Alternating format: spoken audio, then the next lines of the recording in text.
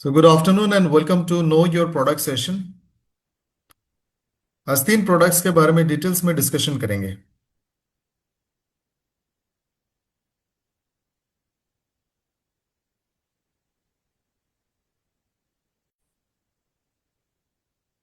सबसे पहले जिस प्रोडक्ट के बारे में हम डिस्कस करने वाले हैं वो है लंग्स फ्यूल। ये अपग्रेडेड प्रोडक्ट है।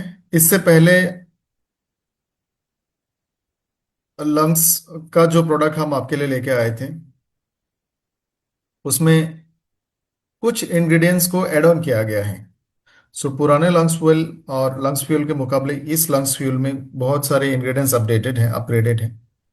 और हर 6 महीने में, साल भर में हर प्रोडक्ट को हम लोग क्वालिटी वाइज, उसकी वैल्यू वाइज, उसकी टेक्नोलॉजी वाइज भी हो सकता है, प्रोडक्ट्स को हम अपग्रेड कराते हैं। और अपग्रेड कराने के पीछे का पर्पस ये है कि दुनिया में जो भी लेटेस्ट रिसर्च, कोई भी साइंस की बेहतरीन खोज, कोई डिस्कवरी, कोई इन्वेंशन होती है, खास करके मेडिकल साइंस में, न्यूट्रिशन में, उस नॉलेज का, उन मॉलिक्यूल्स का हम इस्तेमाल करते हैं जो क्लिनिकली प्रूवन है, ताकि आप तक सबसे बेहतरीन प्रोडक्ट पहुंचे और हमारे प्रोडक्ट भी लगातार बढ़ते रहें। ऐसा नहीं कि हमने 2 साल पहले बनाई थी वही प्रोडक्ट अब आज भी यूज करोगे, क्योंकि पिछले 2 साल में साइंस ने बहुत तरक्की की है, बहुत सारे मॉलिक्यूल्स को खोज निकाला। तो उन चीज़ों को हम आपके लिए अपडेट करके आपके प्रोडक्ट्स में डालते हैं ताकि आपको best of the best product और उसके रिजल्ट्स मिले। लंग्स फ्यूल नाम से ही पता चलता है कि लंग्स के लिए प्रोडक्ट्स हैं। इसके बॉटल में लिखा है lungs detoxification, respiratory health, anti inflammatory. So lungs fuel आज के टाइम में मुझे लगता है हमें से हर किसी के लिए एक बहुत जरूरी प्रोडक्ट है। हवा का जो पोल्यूशन है, एयर पोल्यूशन, कम ज्यादा हर सिटी में है, शहरों में है, और रिमोट एरियाज में भी, रूरल एरियाज में भी, गांव में भी आजकल हवा दूषित है।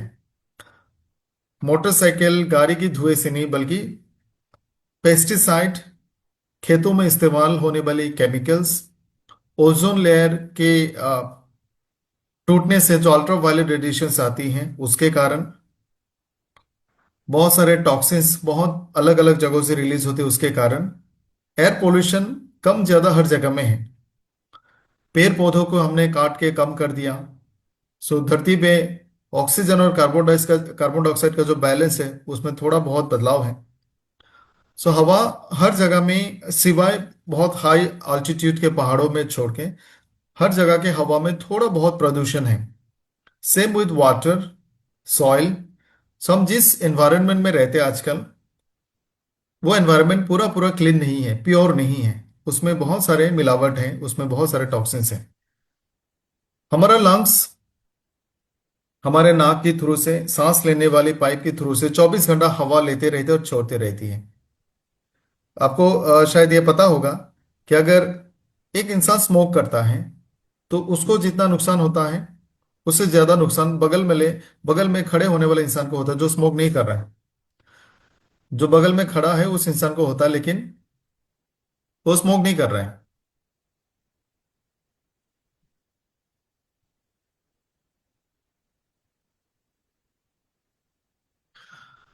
सो लंग्स को 24 आवर्स हवा अंदर लेना पड़ता है और उस हवा में से ऑक्सीजन को ब्लड तक पहुंचाना, ब्लड से कार्बन डाइऑक्साइड को लेके फिर हवा में छोड़ना, यह लंग्स का कॉन्टिन्यूअस काम है। जो गाड़ियां सड़कों पे चलते, हमें यह लगता था कि ज्यादातर पोल्यूशन गाड़ी की धुआं से होती है। यह पूरा सच नहीं है। गाड़ियां जब सड़कों पे चलती, उसका जो टायर है वो जब घिसती है, वो पेट्रोलियम प्रोडक्ट है, रबर है उसमें, वो जब घिसती है, उस घिसने का कारण उसमें से केमिकल रिलीज होती है, और वो बहुत माइक्रो पार्टिकल्स, बहुत छोटा छोटा पार्टिकल्स में होता है, वो हवा में फैल जाते हैं। वो भी हमारी लंग्स के लिए बहुत खतरनाक है। अगरबत्ती के धुएं से लेकर, मॉस्किटो रिपेलेंट से लेकर, किसी भी तरह का धुएं धुआं हो, वो हमारी लंग्स तक पहुंचती है। तो हमारी लंग्स में 24 घंटा जो हवा पहुंचती है, उस हवा के थ्रू से बहुत सारे टॉक्सिन, हार्मफुल केमिकल्स हमारे बॉडी में पहुंच जाती है। स्मोकर्स, आप जो फोटो में लंग्स देख रहे हैं, दो बहुत ही खूबसूरत सब पिंक कलर के लंग्स हैं। जो स्मोकर्स लंग है वो डार्क कलर का होता है और उसके अंदर में छोटे छोटे जो बैलून्स होते हैं। मैं आपको थोड़ा सा एक एग्जांपल के साथ दूंगा।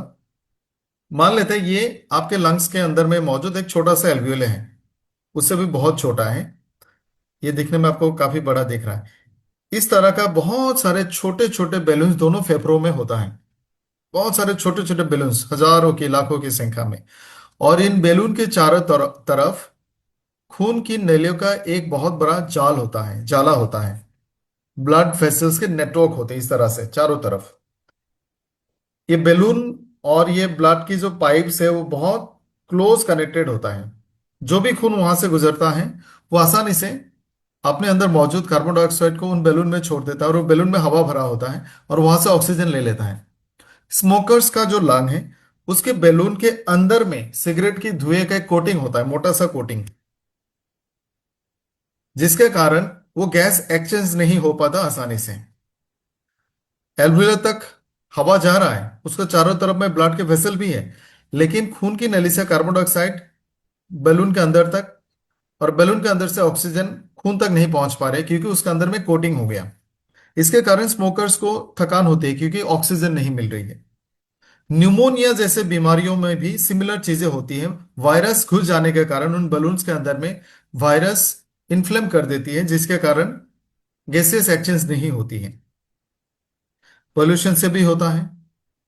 बहुत सारे इंडस्ट्री में काम करने वाले लोग, जहाँ पे बहुत सारे धुएं और पार्टिकल्स होते हैं, जैसे खास करके एस्बेस्टस बनाने वाले जो कारखाना होता है, उन कारखाना सीमेंट के फैक्ट्रीज में बहुत सारे धुएं, बहुत सारे पार्टिकल, धूल सांस के अंदर में लंग्स तक पहुंच जाती है और वो जो बैलून है उसका अंदर में कोटिंग कर देती है। तो ये जो सिचुएशन है ये आज के टाइम में आम लोगों के लंग्स में भी देखा जाता है। कोविड के बाद से कहा जाता है कि लंग्स की जो कैपेसिटी है वो थोड़ी सी कम हो गई है। सो लंग्स फ्यूल आज के टाइम में हम में से हर किसी के लिए एक बहुत ही रेलेवेंट प्रोडक्ट है। जो खास करके शहर में रहता हो, आपका हवा पानी अगर दूषित हो, आप स्मोक करते हैं, आपको कोई ना कोई बीमारी है, ऐसे में ये बहुत जरूरी प्रोडक्ट है। सो ये डिटॉक्सिफाई करने में मदद करेगा। अब लंग्स की पोल्यूशन, लंग्स की टॉक्सिसिटी दो तरह से हो सकता है। एक बाहर से होता है, अपने हवा में जो भी कंज्यूम किए होंगे उससे हो सकता है। एक होता है आपके खाने पीने में जो भी टॉक्सिन्स बॉडी में गया होगा वो ब्लड से सर्कुलेट होता है, वो भी लंग्स में एब्जॉर्ब हो सकती है। एक बहुत खतरनाक बीमारी जिसका नाम है ट्यूबरकुलोसिस, टीबी। उसमें भी दोनों लंग्स में बैक्टीरिया भर जाते हैं, जो पल्मोनरी टीबी है, और लंग्स ठीक से काम नहीं करती। सो लंग्स को डिटॉक्सिफाई करने में लंग्स फ्यूल आपको हेल्प करती है। आपकी पूरी सांस लेने का जो प्रोसेस है, मैकेनिज्म है, उसको बेहतर बनाती है और ये एंटी इन्फ्लेमेटरी है। इसके इंग्रेडिएंट्स के बारे में डिटेल में जानते हैं। तुलसी, स्टिंगनिंग नेटल और अदरक डाला गया है इसमें।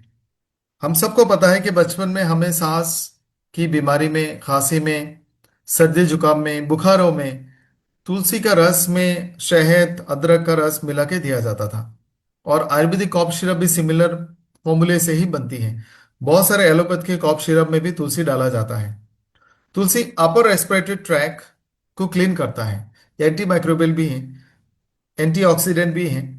सांस लेने का जो हमारा सिस्टम है, रेस्पिरेटरी सिस्टम, उसको अच्छा रखने में तुलसी बहुत हेल्प करता है। स्टिंगिंग नेटल और जिंजर, अदरक, ये तीन इंग्रेडिएंट हमारी रेस्पिरेटरी सिस्टम को हेल्दी रखता है, इन्फेक्शन, इन्फ्लेमेशन, इस तरह के चीजों से बचाता है। इसके साथ कुरकुमिन C3, ग्रीन टी और मुलैठी ऐड किया गया है। मुलैठी के बारे में आप सभी ने कहीं ना कहीं तो सुना होगा, पढ़ा होगा कि अगर आपका सोर थ्रॉट हो, सांस लेने में दिक्कत हो रही है, गले में दर्द है, तो मुलेठी आप ले सकते हैं। सो मुलेठी, ग्रीन टी, कुर्कुमिन C3, ये तीनों एंटी इन्फ्लेमेटरी और एंटी कैंसर, एंटीऑक्सीडेंट प्रॉपर्टीज देती हैं। ग्रीन टी में एंटी कैंसर प्रॉपर्टीज भी होती है। हमारा जो सांस लेने का मैकेनिज्म है ये बहुत कॉम्प्लेक्स है। इसमें एक दो चीज और है, मैं थोड़ा सा आपको ऐड ऑन करके बताना चाहूंगा। हमारे गले में एक छोटा सा दरवाजा है। दो दो दरवाजा है और एक ही दो रास्ता है, एक ही दरवाजा है। अब मान लो कि गले में दो कमरे तक जाने के लिए रास्ता है लेकिन दरवाजा एक ही है। वो दरवाजा अगर एक रास्ते को बंद करेगा तो दूसरा रास्ता खुल जाएगा, दूसरे रास्ते को बंद करेगा तो पहला रास्ता खुल जाएगा। इसको कहते हैं एपिग्लॉटिस। वो ढक्कन कभी कभी सांस लेने का पाइप को बंद करता है तो खाने वाला पाइप खुल जाता है, खाने के पाइप को बंद करेगा तो सांस लेने वाला पाइप खुल जाएगा।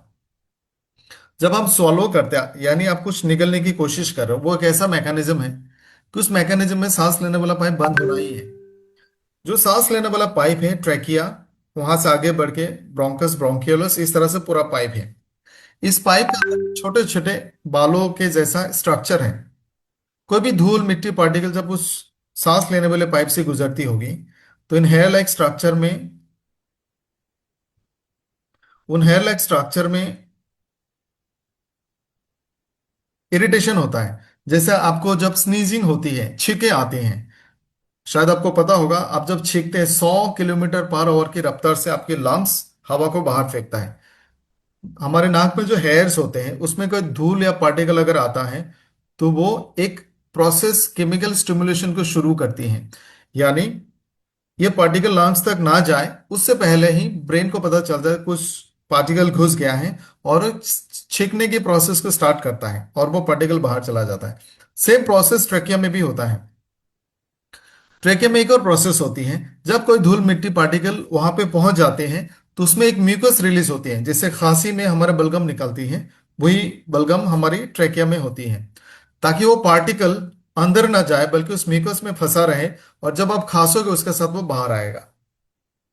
इसी मैकेनिज्म के थ्रू से ही अस्थमा बीमारी होती है। कोई पार्टिकल आपके लंग्स में जाने वाले पाइप में चला जाता है तो उसमें म्यूकस रिलीज होती है, सांस लेने का पाइप थोड़ा सिकुड़ जाता है तो आवाजें आती हैं। सो कुर्क्यूमिन C3 ग्रीन टी मुलिची इस पूरे प्रोसेस को कम करता है। ये इन्फ्लेमेशन को कम करेगा और ब्रोंकस को थोड़ा सा डायलेट करेगा। मार्शमेलो और जिंजर, ये म्यूकस को, जैसे मैंने कहा पार्टिकल चला जाएगा उसमें म्यूकस रिलीज होती है, उसको थोड़ा सा आराम देगा और कम से कम म्यूकस रिलीज करके पार्टिकल को बाहर निकालने में मदद करेगा। आपकी रेस्पिरेटरी ट्रैक को थोड़ा सा शांत रखेगा, उसको ठंडा रखेगा। ठंडे का मतलब नॉट कूलिंग, बट इन्फ्लेमेशन नहीं होने देगा। तुलसी और ग्रीन टी इम्यून सिस्टम को अच्छा रखता है, इम्यून रिस्पॉन्सेस को बेटर करता है, ऑप्टिमाइज करता है, जिससे इन्फेक्शन इन्फ्लेमेशन कम हो जाते हैं। बायोपिरिन बाकी सारे मॉलिक्यूल्स का बायो अवेलेबिलिटी को बढ़ाती है। बायो अवेलेबिलिटी का मतलब है, से आपने तुलसी स्टिंगनिंग नेटल जिंजर ये सारा कुछ आपने लंग्स फिल के कैप्सूल से लिया है, और इन सब का मात्रा कैप्सूल में 200 ग्राम है, फॉर एग्जाम्पल 200 मिलीग्राम। अगर हमने इसमें बायोपिरिन नहीं डाला होता तो 200 मिलीग्राम में से हो सकता है 150 मिलीग्राम आपके ब्लड तक पहुंचे। बायोपिरिन लेने के कारण 200 में से 180 190 mg आपके ब्लड में पहुंच जाएंगे, यानी बाकी मॉलिक्यूल्स का प्रेजेंस ब्लड में बढ़ा देती है। इस प्रोडक्ट को हमने अपग्रेड किया मुलिन से, पुष्करमुल और वसाका से। अब थोड़ा सा साइंटिफिक स्टडीज जानते हैं कि मुलिन क्या करता है। कुछ शब्दों का हम यहाँ पे जिक्र करेंगे, there are some scientific words, आप लोग इसको याद रखना। पहला है ब्रोंकोडायलेशन। अब मान लो ये हमारा सांस का नली है, सांस लेने का ये पाइप है, ये इसका ओपनिंग है। जब कोई पार्टिकल हमारे सांस लेने के पाइप में घुस जाता है, जैसे पोलन, फूलों में मिलने वाली, उसको पराग या रेणु बोलते हैं, वो सांस लेने के पाइप में घुस गया, धूल मिट्टी घुस गया, कॉकरोच अगर घर पे है तब भी हो सकता है। जब ये सारे पार्टिकल्स आपके सांस लेने के पाइप में चली जाती है तो वहां में इन्फ्लेमेशन होती है, क्योंकि बॉडी को पता चलता है ये फॉरेन पार्टिकल है। उस फॉरेन पार्टिकल पे आपका इम्यून सिस्टम हमला करता है। वहां पे आपके ट्रेकिया के म्यूकस रिलीज होंगे, जिससे आपके सांस लेने का जो पाइप है वो थोड़ा सा सिकुड़ जाएगा, छोटा हो जाएगा, जिससे सांस लेने में तकलीफ होगी, और आप जब सांस लोगे एक व्हीजिंग साउंड आएगा। इसको रिवर्स करने के लिए एक दवाई दी जाती है। आप सभी ने ये दवाई का नाम तो सुना ही होगा, एस्थलिन, लिवोलिन। उसके इनहेलर भी आती है, उसमें सल्ब्यूटामॉल सल्फेट होता है, वो ब्रोंकोडायलेटर है। वो सांस लेने का पाइप को थोड़ा रिलैक्स कर देगा। जब आपकी विंड पाइप में इन्फ्लेमेशन हो और वो सिकुड़ जाए, ऐसे में जब आप सांस लेते हो वो हवा से आपका सांस लेने का पाइप और इरिटेट होता है, तो ब्रोंकोडायलेटर उसको रिलैक्स करता है और इरिटेशन और खांसी दोनों कम होती है। सो मुलिन एक ब्रोंकोडायलेटर है, यानी जो सांस लेने का पाइप सिकुड़ गई है उसको थोड़ा सा डायलेट करेगा। साथ में ये म्यूकोलाइटिक है, ये म्यूकस को बाहर निकालने में मदद करेगा। जैसे खांसी में, एलर्जी में या फिर अस्थमा में आपकी ट्रकिया में बलगम जमा होता है, सो इस बलगम को बॉडी से बाहर निकालने में हेल्प करेगा। सो म्यूकोलाइटिक भी है, ब्रोंकोडायलेटर है। सो ये म्यूलिन का जो बेनिफिट है, ये अक्सर कॉफ सिरप में होती है और हम उसको खरीद के खाते हैं। सांस लेने का जो ट्रेकिया है, पाइप है, उसमें कोई भी इरिटेशन होता है जैसे ड्राई कॉफ में होता है, उसको भी कम करता है। ये एक एक्सपेक्टोरेंट है। और जितने भी मैं आपको इनका बेनिफिट्स बता रहा हूं, they are based on evidences. जैसे पहला बेनिफिट जो मैंने बताया, ब्रोंकोडायलेटर, ये फाइटोथेरेपी रिसर्च 2005 में यह पब्लिश हुआ था। ये जो ड्राई कॉफ में काम आता है, इरिटेशन को कम करती है, ये भी मुलिन फ्लावर के एक summary of the public reference article में आया था। साथ में एक्सपेक्टोरेंट है। खांसी की जो दवाई है, अलग अलग कैटेगरीज के बनते हैं। जैसे मैंने अभी कहा, एस्थलिन का नाम लिया, वो ब्रोंकोडायलेटर है। एक और दवाई आती है, उसका नाम है एम्ब्रोडिलेस। उसमें जो मेडिसिन मिलती है उसका नाम है एम्ब्रोक्सिल हाइड्रोक्लोराइड। ये बलगम को बाहर निकलने में मदद करता है, म्यूकस को बाहर निकलने में हेल्प करेगा।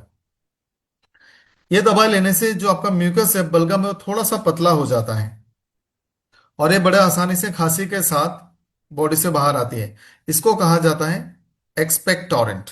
सो मुलेन ब्रोंकोडायलेटर है, म्यूकस को क्लियर करता है, बाहर निकलने में मदद करता है, ड्राई कॉफ को कम करता है और इरिटेशन को भी कम करता है। Multi effective ingredient.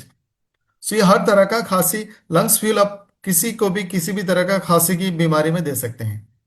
इसके साथ इसके एक्सट्रैक्ट का जो साइंटिफिक एविडेंस है, वो ये कहता है कि न्यूमोनिया बनाने वाली जो बैक्टीरिया है, जिस बैक्टीरिया से न्यूमोनिया की बीमारी होती है, स्ट्रेप्टोकोकस न्यूमोनिया, इस बैक्टीरिया की ग्रोथ को भी रोक देता है थोड़ा बहुत। एक बहुत बेनिफिशियल इफेक्ट है। वैसे आपको टीबी के बारे में इंफॉर्मेशन में देना चाहता हूँ। टीबी का जो बीमारी है, आज के टाइम में जो टीबी हमें होती है, उसको मल्टी ड्रग रेजिस्टेंट ट्यूबरकुलोसिस कहा जाता है, एमडीआर टीबी। यानी जितनी भी टीबी की दवाएं आज तक बनी है, उसमें से काफी सारे दवाएं अब इन बैक्टीरिया पे काम नहीं करती, क्योंकि लोगों ने सही तरह से इसको पूरा कोर्स कंप्लीट नहीं किया। आधा कोर्स कंप्लीट करते हैं तो वो जो बैक्टीरिया है, वो बैक्टीरिया अपने आप को इस तरह से अडॉप्ट करता है कि फिर वो आगे जाके इस दवाई से नहीं मरेगी। सो इसी को ड्रग रेजिस्टेंट या फिर मल्टी ड्रग रेजिस्टेंट टीबी कहा जाता है। सो ये इस तरह का जो टीबी का बैक्टीरिया है, drug resistant bacteria, Streptococcus pneumonia, उसमें भी मुलेन के एक्स्ट्रा काम करता है और इस बैक्टीरिया की ग्रोथ एंड प्रोलिफरेशन को वो थोड़ा सा कंट्रोल करता है। तो जिनका भी डॉट्स का ट्रीटमेंट चल रहा है, आप लोगों से गुजारिश है, आप उनको लंग्स फ्यूल जरूर दें। इसमें एक और चीज हमने ऐड किया, उसका नाम है पुष्कर मोल।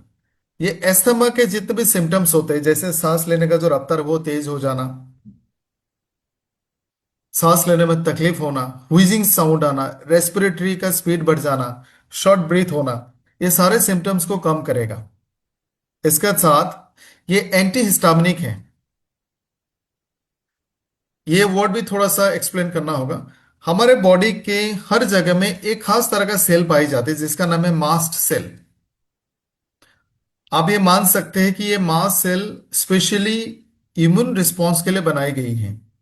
आपके बॉडी के किसी भी हिस्से में अगर चोट लगती है या फिर कोई इन्फ्लेमेशन, कोई इस तरह का केमिकल पार्टिकल वहां पे पहुंच जाती है, किसी भी तरह का डैमेज होती है, तो ये मास्ट सेल अपने अंदर से केमिकल रिलीज करती है। आप उसको हिस्टामाइन कह सकते हैं। एक तरह का केमिकल रिलीज करती है और इस केमिकल से वहां में इन्फ्लेमेशन शुरू होती है। ये हिस्टामिन अलग अलग तरह का होती है। कुछ हिस्टामिन होती है जो आपको पेट में एसिड प्रोडक्शन का काम करता है।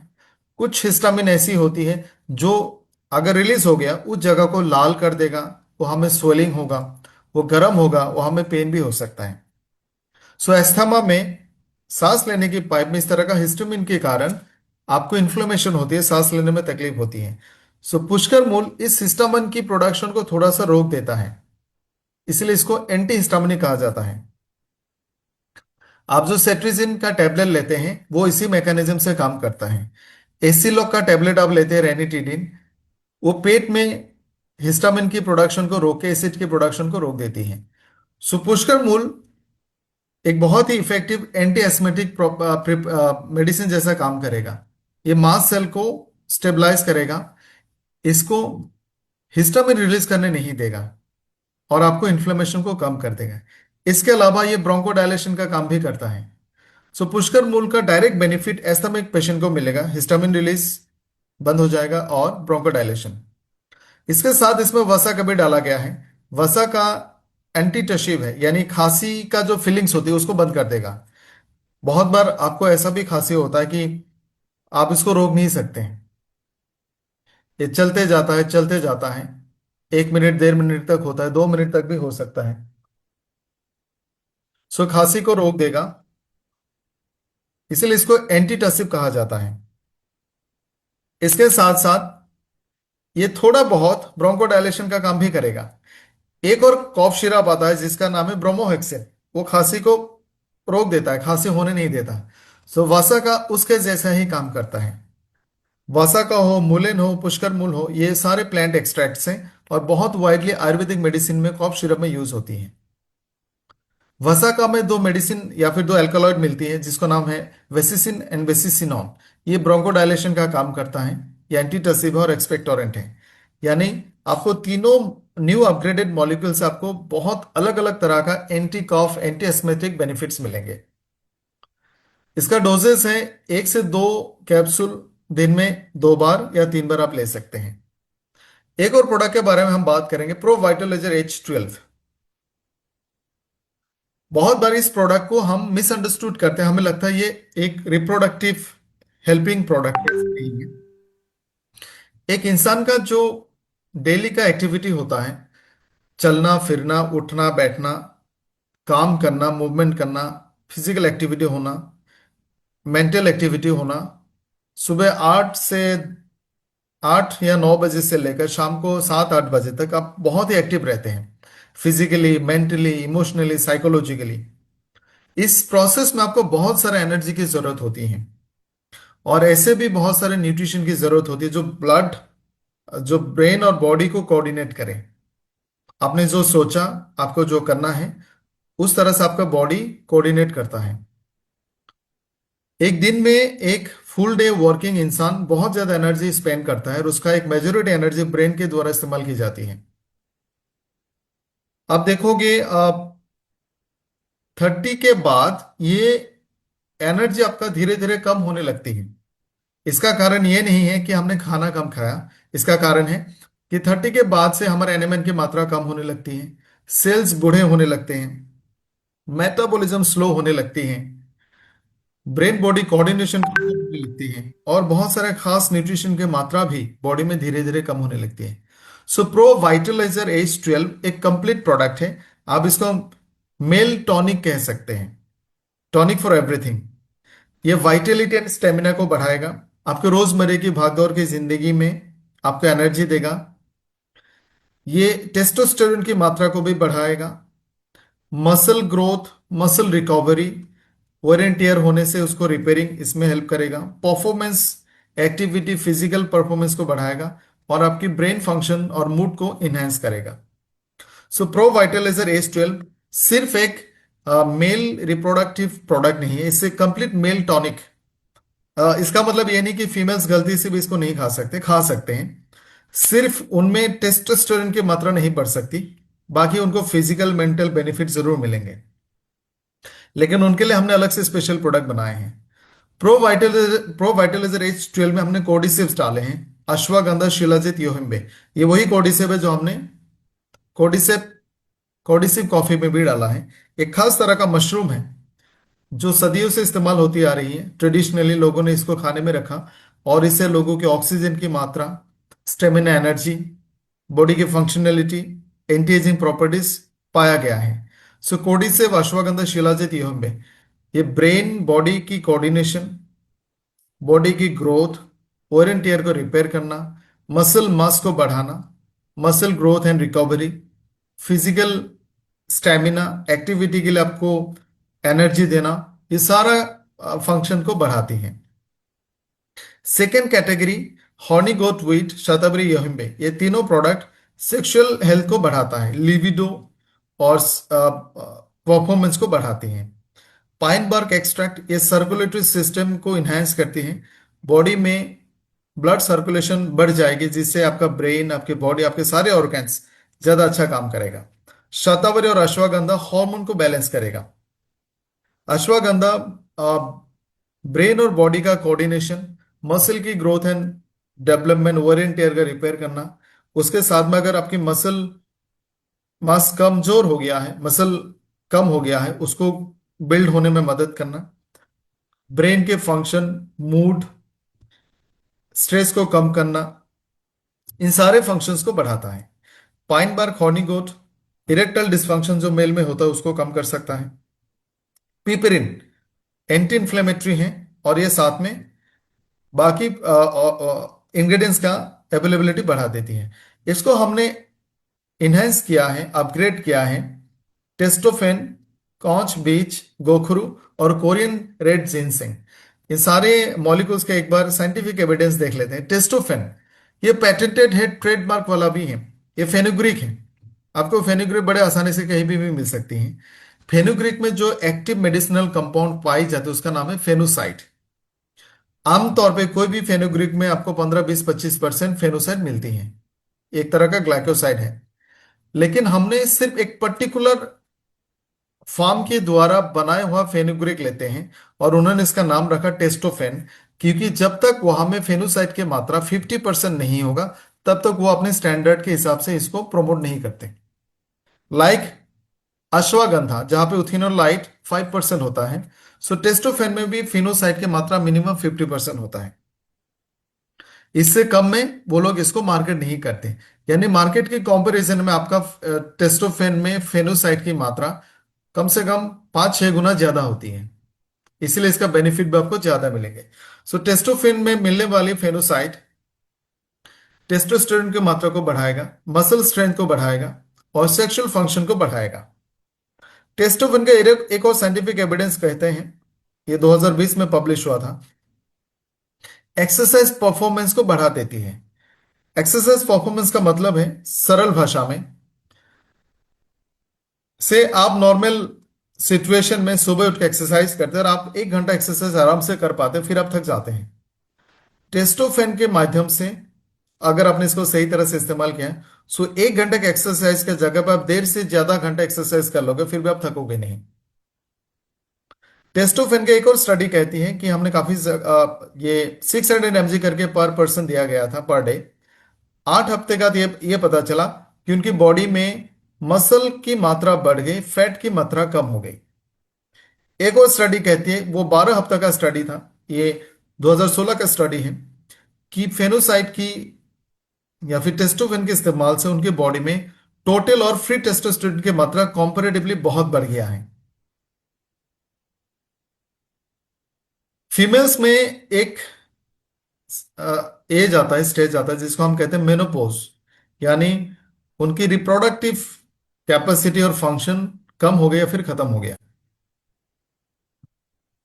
मेल में भी इस तरह का एक सिचुएशन आती है, हालांकि उनका रिप्रोडक्शन कैपेसिटी फुल्ली खत्म नहीं होता है, लेकिन वो कम हो जाती है। इसको कहते हैं एजिंग मेल सिम्टम्स, AMS। टेस्टोफेन से फॉर एग्जांपल इसका रेटिंग है, किस एज में आपकी AMS स्कोर कितना है। ये बढ़ रहा है तो आप बूढ़े हो रहे हो, ये कम हो रहा है यानी आप अभी भी जवान हैं। तो टेस्टोफेन की मात्रा से AMS के स्कोर को कम होते हुए देखा गया, यानी आप धीरे धीरे जवान हो रहे हो, आपके रिप्रोडक्टिव फंक्शंस धीरे धीरे इंप्रूव हो रही है, या फिर वो आप बुढ़ापे की तरफ नहीं जा रहे हो। एक और स्टडी में यह देखा गया है कि टेस्टोफेन से सेक्सुअल फंक्शन, चाहे अलग अलग तरीके से इसको टेस्ट किया जाता है, हर तरह से इनका सेक्सुअल फंक्शन को हमने बेहतर होते हुए देखा है। एक और इंग्रेडिएंट जो हमने इसमें अपग्रेड किया वो है गोखरू। गोखरू को आयुर्वेदिक साइंस में बहुत सालों से एज ए रिप्रोडक्टिव टॉनिक का इस्तेमाल, रिप्रोडक्टिव मेडिसिन के हिसाब से इस्तेमाल की जा रही है। इसको एफ्रोडाइसिएक कहा जाता है, एफ्रोडाइसिएक। एफ्रोडाइसिएक का मतलब है वो सारे फॉर्मुलेशन या फिर मॉलिक्यूल्स या फिर प्लांट एक्सट्रैक्ट, जिससे रिप्रोडक्टिव फंक्शंस बेहतर होती हैं। सो गोखरू को हमने जब पढ़ा था, हम अपने बुक्स में एफ्रोडाइसियक के हिसाब से पढ़ा था। सो ये बहुत सालों से इस्तेमाल होने वाले एक प्रूवन मॉलिक्यूल है। और इरेक्टाइल डिस्फंक्शन, यूरिनरी ट्रैक का कोई भी सिम्टम्स हो उसको ठीक करना, इरेक्टाइल डिस्फंक्शन को ठीक करना, ये प्रूवन इसके सिम्टम्स है। रिप्रोडक्टिव फंक्शन, वाइटलिटी, विगर को बढ़ते हुए हमने देखा है। यहाँ तक ये सीमेन की क्वालिटी को भी बढ़ाती है। सो सेक्सुअल फंक्शन को इनहेंस करती है, एजिंग मेल सिम्टम्स को कम करती है। इसके अलावा कुछ टेस्ट में, कुछ स्टडीज में देखा गया है कि इरेक्टाइल डिस्फंक्शन को इंप्रूव होते हुए देखा गया है। एक कैटेगरी ऑफ पॉपुलेशन को गोखरू नहीं दिया गया, दूसरे कैटेगरी को गोखरू दिया गया। दोनों में इरेक्टाइल डिस्फंक्शन थे। तो जिनको गोखरू दिया गया उनकी कंडीशन सुधार हुई, उनके कंडीशन में सुधार हुई। एक और स्टडी में देखा गया है, ये उच्च नंबर इन्होंने पब्लिश किया, वहां में भी इरेक्टाइल फंक्शन को बेहतर हुए होते हुए हमने देखा है। एक और इंग्रेडिएंट जो इस अपडेटेड फॉर्मुलेशन में हुआ है, कॉच बीज। ये बहुत अच्छा एंटीऑक्सीडेंट है, ये स्ट्रेस को कम करता है और सीमेन की क्वालिटी को बढ़ाती है। रेड जिनसेंग एक बहुत ही अनोखा फॉर्मुलेशन है, इसको भी किंग ऑफ हर्ब्स कहा जाता है। ये मेल में किसी भी तरह का रिप्रोडक्टिव फंक्शन जिनका कम है, जिनकी टेस्टोस्टेरोन की मात्रा कम है, उनमें सुधार देखा गया है। खास करके ऐसे मेल, ऐसे पुरुष जिनका वजन ज्यादा है और उनमें कोई ना कोई मेटाबॉलिक डिसऑर्डर है, डायबिटीज हो सकता है, हार्मोनल इम्बैलेंस हो सकती है, ऐसे लोगों में हमने टेस्टोस्टेरोन की क्वांटिटी को बढ़ता हुआ देखा गया है। सो प्रो वाइटलाइजर H12 सिर्फ रिप्रोडक्टिव टॉनिक नहीं, इसे कंप्लीट मेल टॉनिक 25 साल से हम में से हर कोई ले सकता है। और 1 से 2 कैप्सूल दिन में 2-3 बार आप ले सकते हैं, depending on your severity of the symptoms और depending on your body age. So ये दो प्रोडक्ट्स को हमने यहां पर डिस्कस किया। एक और प्रोडक्ट हम बात करेंगे अभी, वो है मेरिन कोलाजन। मेरिन कोलाजन के बारे में आप लोगों को थोड़ा बहुत आइडिया अभी तक हो चुका है, क्योंकि हमने इसके बारे में काफी सारी ट्रेनिंग्स इससे पहले भी की है। मेरिन कोलाजन एक नॉन वेजिटेरियन प्रोडक्ट है और इसको फिश की स्किन से बनाई जाती है। बट मेरा मानना है, जब भी हम कोई मेडिसिन सप्लीमेंट की बात करते हैं, उसको सिर्फ मेडिसिन के नज़र से देखें, उसको वेज नॉन वेज के नज़र से ना देखें। क्योंकि अगर आप वेजिटेरियन नॉन वेजिटेरियन ढूंढेंगे तो दुनिया में कोई भी मेडिसिन वेजिटेरियन नहीं हो सकता, सब कुछ नॉन वेजिटेरियन है। एक टैबलेट कैप्सूल बनाने में 15-20 चीज़ों का इस्तेमाल होती है, उसमें से नॉन वेजिटेरियन बहुत कुछ होता है। But this is only a medicine, इसको दवाई के नज़र से देखें। मेरिन कोलाजन बहुत इंपॉर्टेंट प्रोडक्ट है और इसके इस्तेमाल लोगों ने सेकेंड, इस पर्टिकुलरली इस प्रोडक्ट की मैं बात नहीं कर रहा हूं। मेरिन कोलाजन का मतलब है फिश का जो स्किन है, ये सेकेंड वर्ल्ड वॉर से इस्तेमाल हो रही है। सेकेंड वर्ल्ड वॉर में या फिर उस टाइम से जहां में भी जंग होते थे, लड़ाई होती थी, जहां में हमारे सिपाही इंज्योर होते थे पूरे वर्ल्ड में, उनकी स्किन डैमेज होती थी, उनके इलाज के लिए उनको दवाई दी जाती थी। लेकिन जो स्किन डैमेज हुआ है उसको रिकवर करने के लिए हमारे पास बहुत सारे ऑप्शंस नहीं थे। आप स्किन ग्राफ्टिंग नहीं कर सकते, एक जगह का स्किन डैमेज हो गया, आप दूसरी जगह से थोड़ा स्किन ले सकते हैं लेकिन बहुत सारा नहीं ले सकते। ऐसे में बहुत रिसर्च के बाद पता चला एक फिश थी तब, अभी भी है, उसका नाम है टिलापिया। उस फिश फिश का स्किन को एक्सट्रैक्ट करके, स्टेराइल करके जख्मों में डाल के बैंडेज किया जाता था और देखा गया बहुत क्विक रिकवरी होती थी, जस्ट लाइक स्किन ग्राफ्टिंग। यानी ये जो फिश का स्किन था, ये ह्यूमन स्किन के साथ बहुत ज्यादा रिजेंबल करता है। कोलेजन 3 तरह का होता है, टाइप 1, टाइप 2, टाइप 3। जो कोलेजन हम यहाँ पे डिस्कस करें, टाइप 1 के साथ सबसे ज्यादा रिजेंबल करता है, जो हमारे बॉडी में 85% होता है हमारे स्किन में। सो फिश का जो स्किन है वो ह्यूमन स्किन के साथ बहुत ज्यादा रिजेंबल करता है, उसका स्ट्रक्चर में, उसके प्रोटीन स्ट्रक्चर में, उसकी बायो सिमिलरिटी के हिसाब से। सो ह्यूमन स्किन के साथ इसका बहुत ज्यादा सिमिलरिटी है और तभी से मेरिन कोलाजन का कॉन्सेप्ट आया। फिश का स्किन का इस्तेमाल सर्जरी में आया और लार्ज स्केल में इसको कॉस्मेटिक्स में भी लाया गया। थोड़ा सा ह्यूमन स्किन का स्ट्रक्चर देखेंगे तो आप समझ जाओगे, स्किन का स्ट्रक्चर है सबसे ऊपर में जो लेयर आपको थोड़ा सा ब्राउन कलर का दिख रहा है वो है एपिडर्मिस। वहां में तीन लेयर आपको दिखेगा, stratum corneum, stratum लुसिडियम, stratum granulosum. सबसे ऊपर वाला जो चॉकलेट कलर का ब्राउन कलर का है वो स्ट्रेटम कॉर्नियम है। मिडिल में लाइट पर्पल कलर का है, ये लुसिडियम है। और नीचे में थोड़ा सा डार्क पर्पल है, वो ग्रेनुलोसम है। और स्पिनोसम। ये तीनों लेयर मिलके एपिडर्मिस होता है। ये कवरिंग का काम करता है। इसमें डेड स्किन भी होता है। मिडिल में एक बहुत बड़ा लेयर आता है जिसका नाम है डर्मिस। एपिडर्मिस, उसके बाद डर्मिस, उसके एकदम नीचे आएगा हाइपोडर्मिस। डर्मिस लेयर बहुत इंपॉर्टेंट है। यहां में सारे फंक्शंस होते हैं। सारे ब्लड सप्लाई यहां पे होती है। खून सेकंड लेयर में आती है। नर्व की सेंसेशन सेकंड लेयर से शुरू होती है। वहां में नर्व सप्लाई होती है। हेयर के रूट्स भी वहां पे होती है। जो हमारे ऑयल के ग्लैंड्स होते हैं, सीबम होते हैं, उसका ग्लैंड भी यहीं से शुरू होती है। So, ये फुल्ली फंक्शनल लेयर है। और इसमें स्किन का एक इंपॉर्टेंट स्ट्रक्चर जिसको हम लोग मैट्रिक्स बोलते हैं, वो भी यहाँ पे मौजूद होता है। वहाँ पे कोलाजन, इलास्टिन और हाइलुरोनिक एसिड भी होती है। So middle layer functional layer है। और इसी के ऊपर डिपेंड करके आपका बाहर का स्किन हेल्दी बनता है। ये डर्मिस का स्ट्रक्चर को देखो।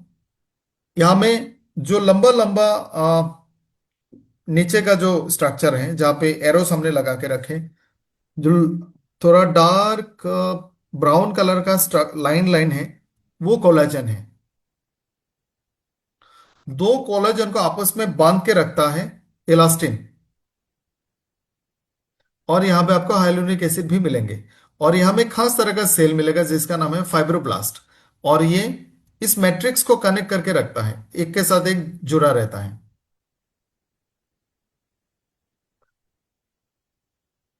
डर्मिस स्किन का 90% कवर करता है।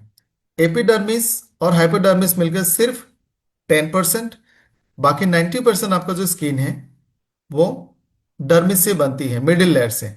और इसका सबसे बड़ा जो कंट्रीब्यूटिंग पार्ट है कोलाजन, इलास्टिन और हाइलुरोनिक एसिड। कोलाजन एक प्रोटीन है जो हमारे स्किन को शेप देती है, उसको फॉर्मिंग देती है। मान लो ये स्किन का बेस है, फाउंडेशन है, ये सीमेंट है। जो डर्मिस है वो सीमेंट है और उसके ऊपर में स्किन रहता है। सो डर्मिस में मौजूद कोलाजन अगर कम हो जाएगा, जो अक्सर 50-60 साल की उम्र में दिखने लगती है, तो वो नीचे का सीमेंट कम हो गया तो स्किन ऊपर से ढीला हो जाता, नीचे की तरफ चला जाता है, जिसको हम रिंकल्स बोलते हैं।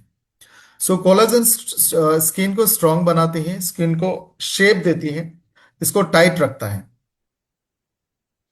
हमारा स्किन टाइप 1, टाइप 2 और टाइप 3 कोलाजन से बनता है। 80% टाइप 1 कोलाजन है और बाकी 15% टाइप 3 है। फॉर्चुनेटली जो कोलाजन हम आपके लिए लेके आए हैं वो 90% टाइप 1 के साथ मैच होता है। हर फिश का कोलाजन हमारे इंसान के स्किन के साथ मैच नहीं करता।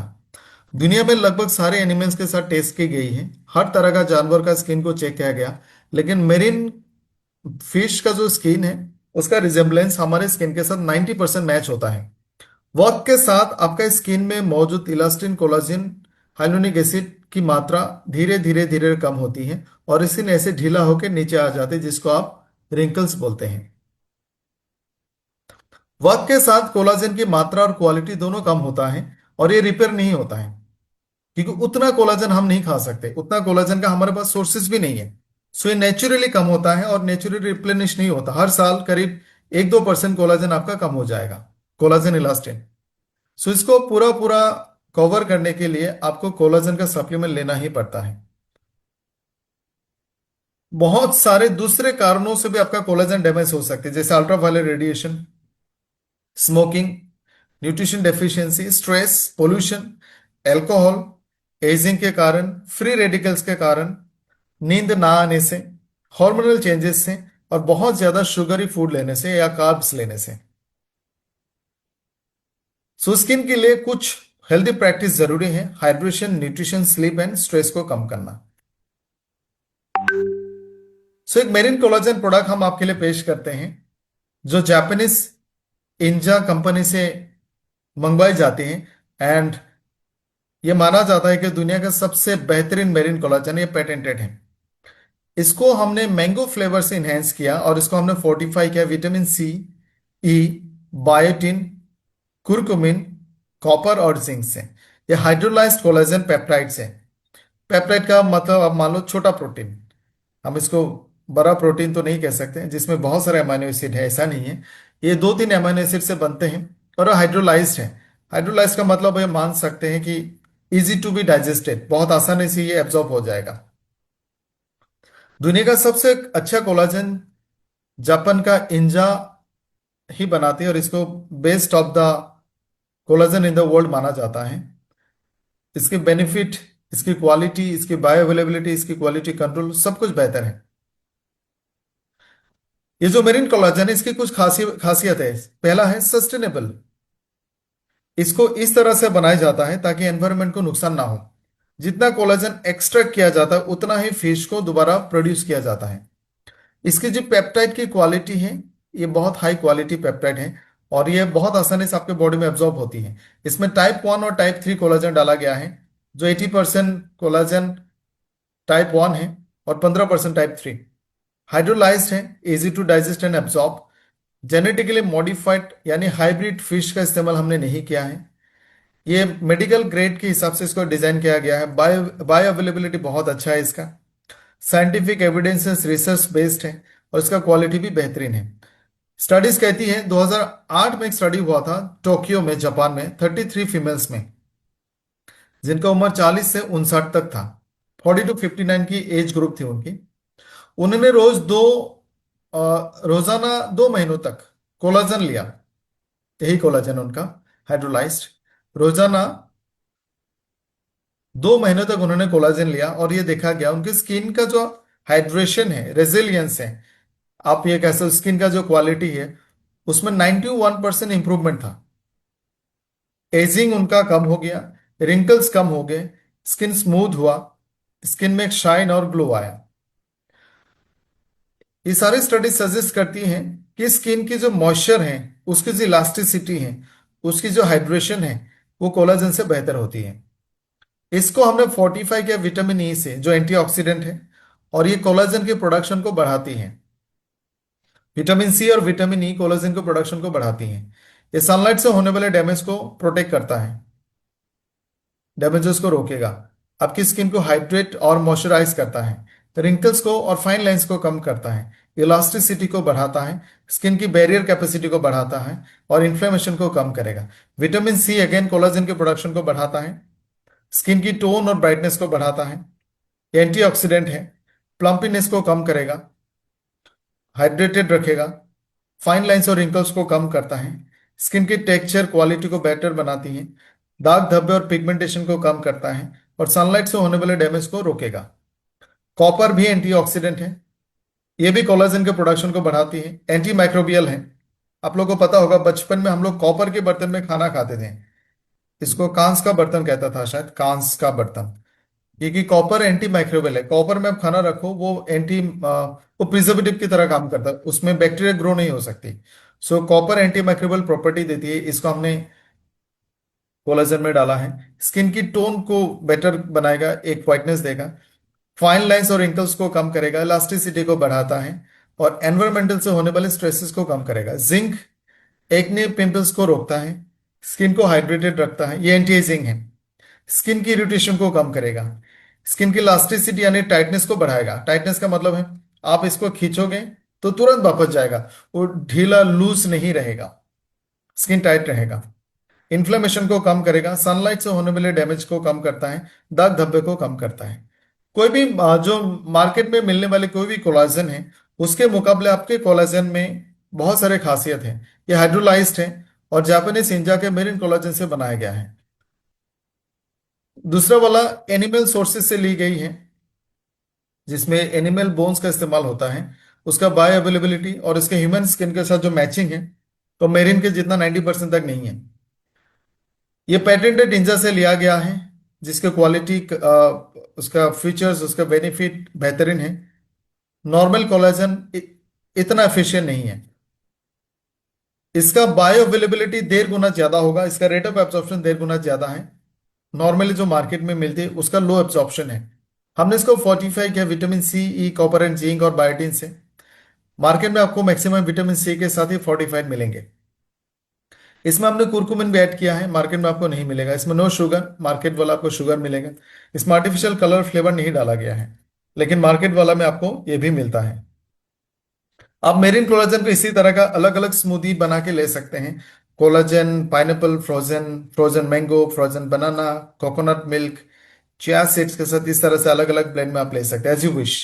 और इसका बेस्ट कॉम्बिनेशन माना जाता है एसबीटीसी के साथ।